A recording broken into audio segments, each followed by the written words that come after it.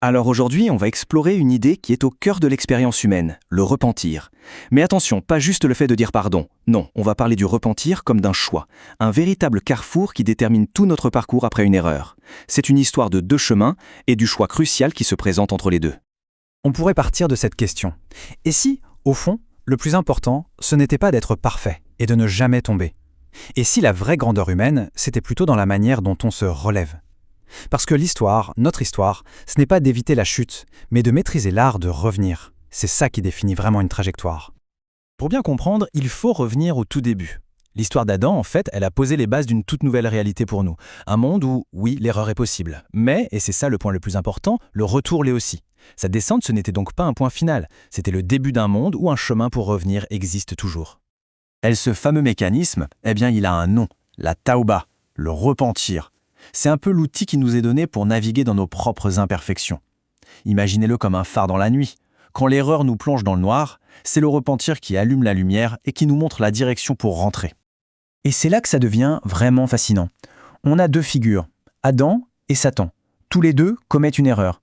Mais leurs réactions n'ont absolument rien à voir. Elles sont diamétralement opposées. Et c'est ce moment précis, ce choix juste après la faute, qui va sceller leur destin. Alors regardons d'abord la réponse d'Adam. C'est immédiat. Il accepte tout de suite sa responsabilité. Il n'y a aucune excuse, aucune tentative de justification. C'est juste de l'humilité pure, la reconnaissance de sa faute. Et il se tourne vers une miséricorde plus grande. C'est l'aveu de sa propre fragilité. Et maintenant, mettons en face la réaction de Satan.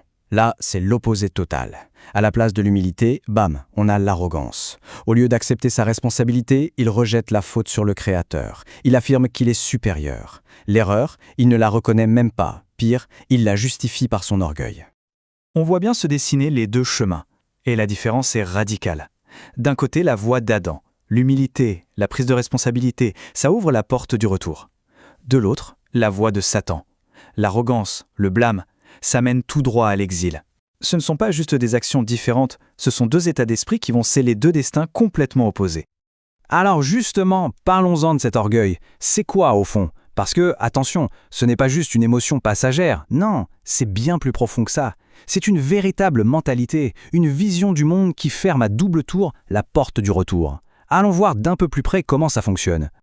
La logique de l'orgueil, en fait, elle repose sur quelques piliers. D'abord, on se perçoit comme une exception, comme si les règles ne s'appliquaient pas à nous. Ensuite, on commence à remettre en question la sagesse derrière un ordre ou un principe. Et enfin, le point clé, on est persuadé que sa propre logique est supérieure. C'est le fameux « moi, je sais mieux ». Et c'est cette posture-là qui bloque tout. Et cette mentalité, on la voit très clairement chez les humains. Prenez l'exemple de Qarûn, un homme connu pour sa richesse colossale. Face à sa fortune, sa réaction, ce n'est pas la gratitude, c'est l'auto-attribution pure. En gros, il dit « tout ça, c'est grâce à mon propre génie ». C'est exactement la même logique que Satan, mais appliquée à la réussite et au savoir. C'est l'orgueil de se croire autosuffisant. Ok, maintenant revenons à l'autre chemin, celui d'Adam.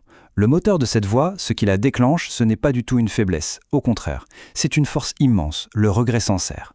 Et là, on ne parle pas d'un sentiment qui paralyse. C'est plutôt comme un feu intérieur qui vient purifier et qui éclaire la route pour repartir. Et ça, c'est vraiment important de bien comprendre le vrai regret. Ce n'est pas la culpabilité qui nous ronge et qui nous empêche d'avancer. Pas du tout. C'est une prise de conscience très lucide de ce qui a été perdu, de ce qui a été cassé par notre erreur. Et surtout, c'est ce désir brûlant de réparer. C'est une force qui pousse à construire, pas à détruire. Pour bien illustrer la puissance de cette émotion, il y a une tradition spirituelle qui met en lumière 5 figures absolument emblématiques. 5 personnes dont le chagrin et le regret ont été si profonds qu'elles sont entrées dans l'histoire sous le nom des grands pleurs. Et quand on regarde cette liste, c'est très puissant. On a Adam qui pleure le paradis perdu, Jacob et Joseph qui pleurent leur longue et douloureuse séparation, Fatima qui pleure la perte de son père, le prophète, et Ali ibn al-Hussein pleurant aussi son père. Leur point commun, un regret si profond, un deuil si intense qu'il en est devenu légendaire. Ça nous montre bien que cette émotion est au cœur de l'expérience humaine. Bon, on a bien vu les deux mentalités qui s'opposent, mais la question maintenant c'est concrètement, comment on transforme ce regret en action? Pour finir, rendons tout ça très pratique, avec une sorte de feuille de route claire pour ce fameux voyage de retour. En fait, ce chemin se fait en 3 étapes essentielles. D'abord, tout commence à l'intérieur, avec un regret sincère et profond. C'est le moteur de tout. Ensuite, l'action se tourne vers l'extérieur. Il faut réparer le tort qu'on a pu causer aux autres. Et enfin, la dernière étape, c'est de réparer sa connexion spirituelle, de rattraper ce qui a été négligé. On voit bien le mouvement. Ça part de l'intérieur, ça va vers les autres et ça remonte vers le haut. Et c'est vraiment ça le point le plus important à retenir. Le repentir, ce n'est pas une transaction passive où on demande pardon et on attend que ça passe. Non, c'est un processus actif, global. Il s'agit de réparer concrètement les dégâts sur tous les plans, pour soi-même, pour les autres et pour sa connexion spirituelle. C'est une véritable reconstruction.